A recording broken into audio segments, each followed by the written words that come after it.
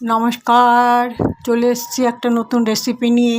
আজকে আমি আলু আমাদার একসাথে মিশিয়ে একটা পাকোড়া তৈরি করছি।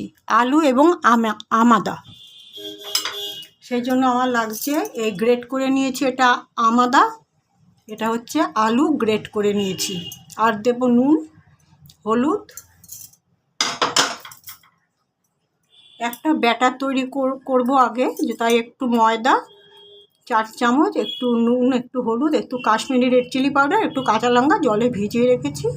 এবার আমি এই ব্যাটারটা তৈরি করে আলু এবং আমাদার পকোড়া বা পাকোড়া এটি আমি ভাজছি।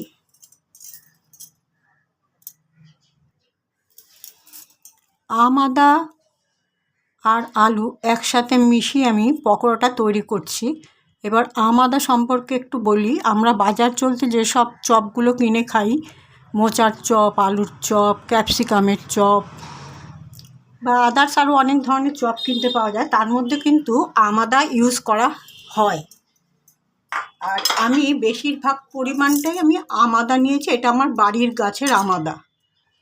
এইটা এত মিষ্টি একটা গন্ধ, যেই কারণে আমি আজকে এই পাকোড়াটা আমাদা এবং সমপরিমাণ আলু দিয়েছি, গ্রেট করে রেখে পাকোড়াটা আমি তৈরি করছি। খুব সুন্দর একটা গন্ধ হয়, আপনারা একবার করে খেয়ে দেখবেন। বাজারে কিনতে পাওয়া যায় অনেকটা আদার মতোই দেখতে, সেটা কিন্তু আমাদা।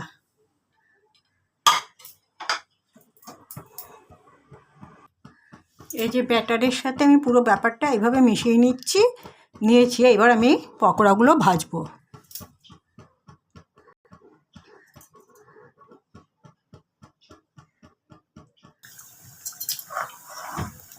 পকোড়ার এক পিঠ হয়ে গেছে, এবার আমি এগুলো উল্টে দিচ্ছি।